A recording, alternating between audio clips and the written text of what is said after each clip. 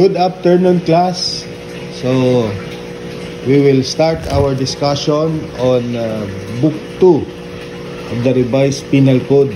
This is crimes and penalties. So, congratulations for passing and finishing the Revised Penal Code Book 1.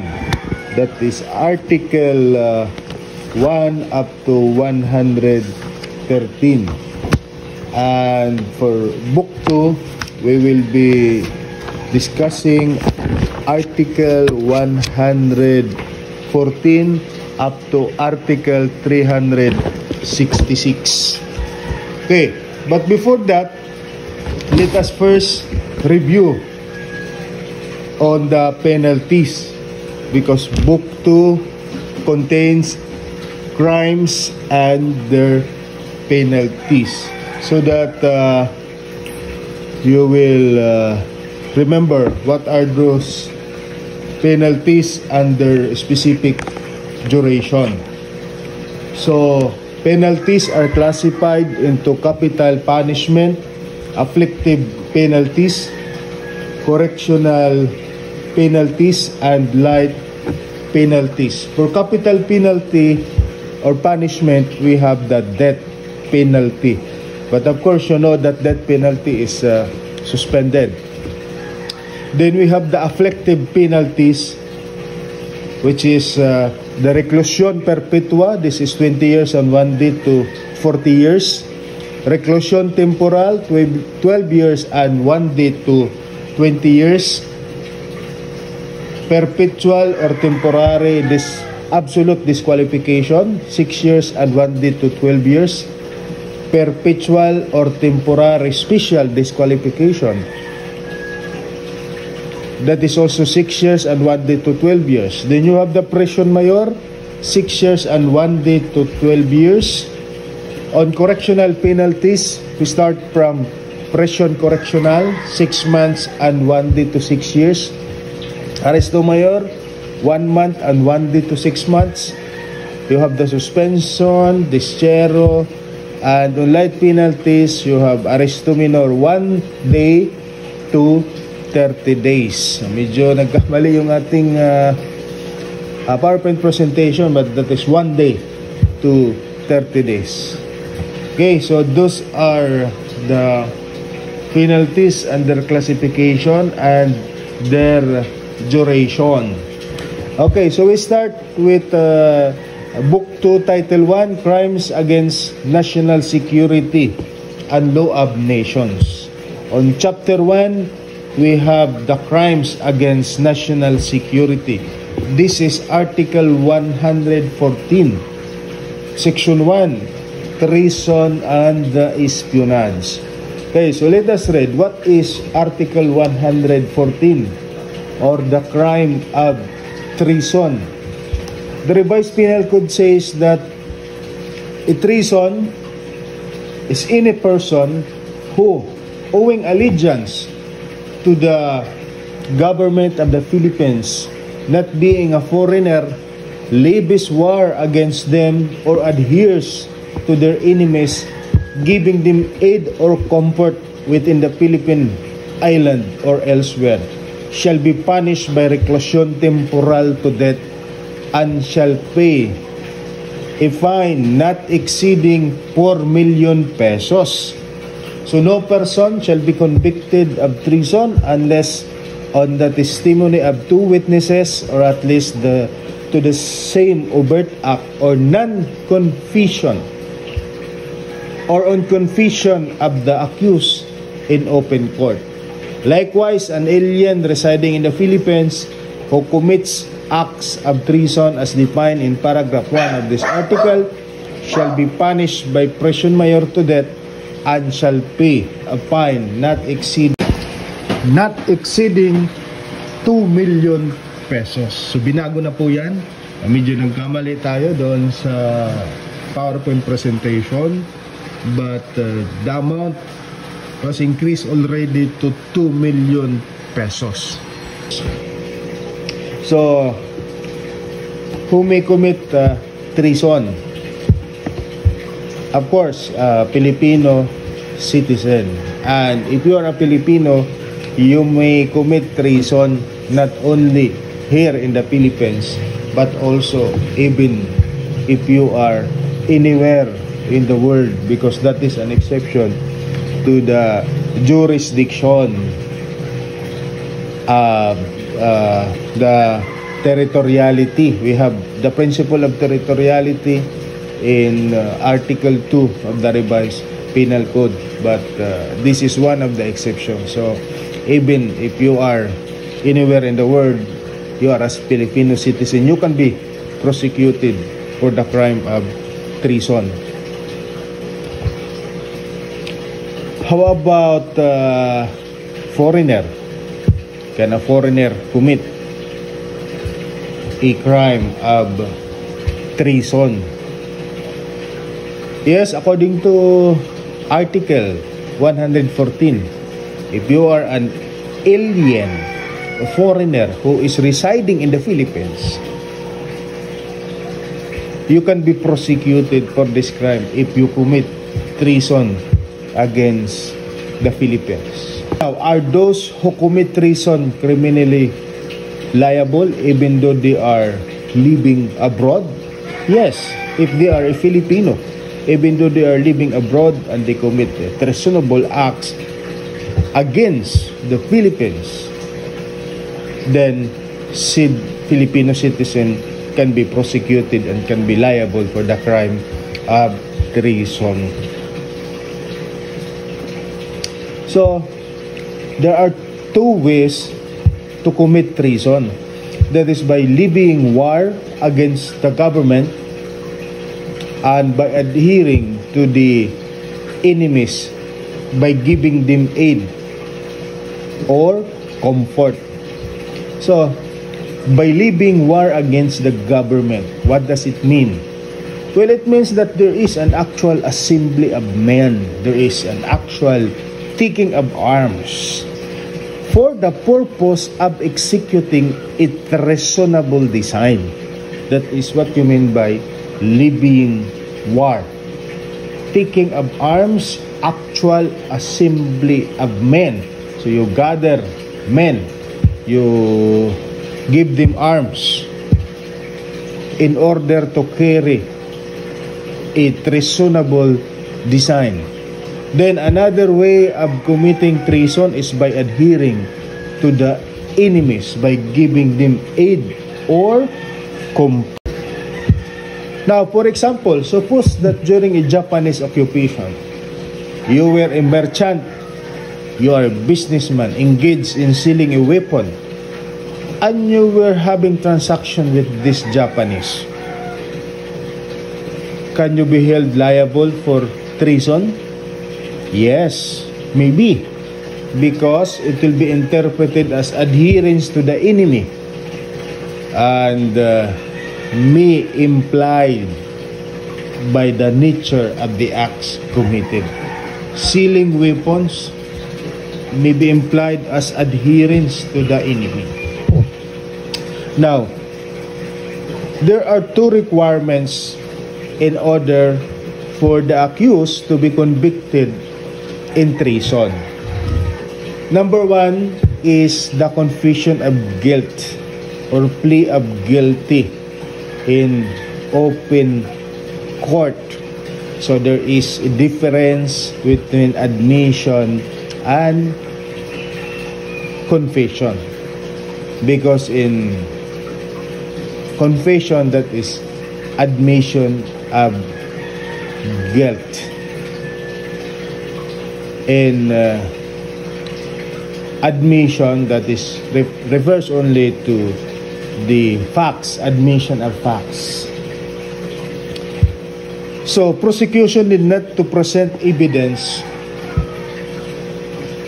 it only to show the presence of aggravating circumstances. So for the first requirement, if the accused confess his guilt in open court, sinabi niya na nagawa niya yung treasonous act and he is remorseful, is guilty of what he or she has done in open court. What does it mean in open court? Ibig sabihin that during the trial of the case, the accused testified or confessed his guilt during the presentation of evidence. That is what it means by open court. Now, what else? Testimony of two witnesses with the same overt act. So there is a need for a testimony of two witnesses. Why? Because the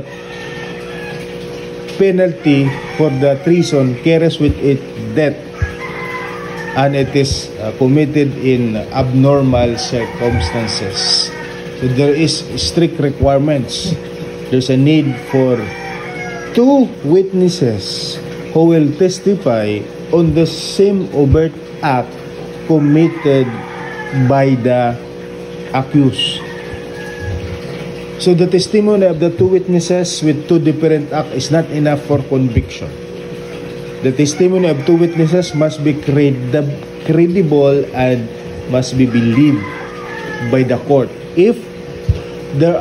Although there are two witnesses, but their testimony pertains to two different acts committed by the accused for the crime of treason, then the accused is entitled for acquittal. The requirements of the law is that there is two witnesses who will testify on the same overt act. It's not enough that is it enough that there will be two witnesses? Well, it depends if the testimony points to the same act. It is enough that there are only two witnesses. So if there are so many witnesses, but there are two witnesses who testify only pertaining to the same overt act, then that is sufficient to convict the accused with the crime of treason. What are the elements for the crime of treason?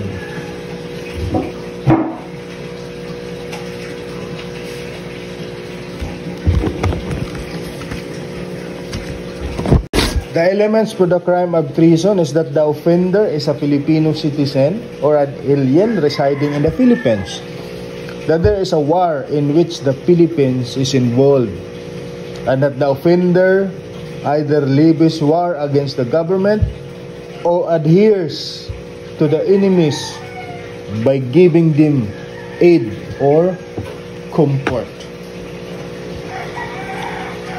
How about commandeering a woman in order to satisfy the lust of the enemy? The Supreme Court said in People versus Perez that commandeering a woman to satisfy the lust of the enemy is not treason. Supreme Court said that the act here in charge were not by per implication calculated to strengthen the Japanese Empire or its army, to cripple the defense and resistance of the other side. Whatever favorable effect the defendants' collaboration with the Japanese might have in their prosecution of the war was tribal, imprescriptible, and unintentional. So although commandeering a woman to satisfy the lust of the Japanese will enliven the entertainment in honor of the enemy, but it has no direct effect whether the enemy will win or will lose on the war. It will boost their spirit, but that would have no direct effect on the winning and losing of the war. So what are the specified acts of aid or comfort that constitute treason? There are some acts which shows aid or comfort to the enemy. In People versus Fernando, the Supreme Court convicted the accused for treason, wherein the accused served as informer, an active member of the Japanese military force, arresting guerrilla suspect in an attempt to suppress the underground movement. Also, in People versus Munoz, the Supreme Court convicted the accused, wherein he served the Japanese army as an agent or spy and participating in the raid of guerrilla hideout. And in People versus Nunez, the accused acted as a finger woman when the barrio was zonified by Japanese, pointing out to the Japanese several men whom she accused as guerrilla. In People versus Canibas, the Supreme Court also convicted the accused for taking active part in the mass killing of civilians by the Japanese soldier by personally tying the knot of the victim. So these are some examples of treason by giving aid or comfort to the enemy. Now, we go to Article 115, a crime of conspiracy and proposal to commit treason. So, conspiracy and proposal to commit a crime is usually not punishable, but if it is a conspiracy and proposal to commit treason, that is punishable under Article 115. The conspiracy and proposal to commit the crime of treason shall be punished respectively by prison mayor and a fine not exceeding 2 million pesos, and prison correctional and a fine not exceeding 5,000 pesos. So, how is the crime of conspiracy and proposal to commit treason be committed? Conspiracy to commit treason is committed when in war, the two or more persons come to an agreement to levy war against the government or to adhere to the enemies by giving them aid or comfort and decide to commit it. So, in conspiracy, there's a need to convict, there's a need for two or more persons who will come into agreement that they will levy war against the government and they will give aid or comfort to the enemy, and they have decided to commit it. So the accused here are two or more persons. While in proposal to commit treason, it is committed when in time of war, a person has decided to levy war against the government or adhere to the enemy and giving them aid or comfort, proposes its execution to some other person or persons. So, here there is a person who has decided already to commit treason, and she or he proposed to another the execution of the crime of treason. Now we go to Article 116, the misprision of treason. So Article 116 says that every person owing allegiance to the government of the Philippines without being a foreigner for emphasis without being a foreigner and having a knowledge of any conspiracy against them, conceals or does not disclose and make known the same as soon as possible to the governor or fiscal of the province or to the mayor or fiscal of the city in which he resides, as the case may be, shall be punished by accessory to the crime of treason. So let us discuss the element of misprision of treason. So if you are committing this crime, you are an accessory to the crime of treason. The principal is the one who is committing treason, while you is accessory to the crime of treason, but you are the principal for the crime of misprision of treason. That the offender must be owing allegiance to the government and not to a foreigner. That the offender must be owing allegiance to the government and not a foreigner.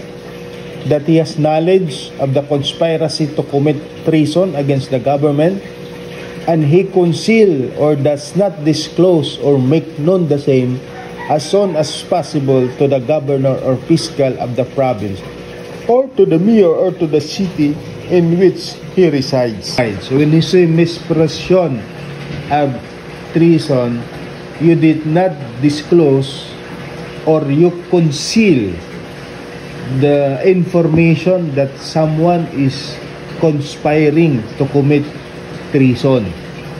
So again, as I have said, you will be liable for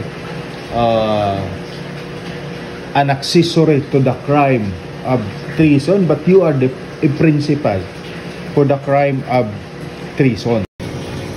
So we will have first our break, and when we come back, we will discuss Article 117, or the crime of espionage.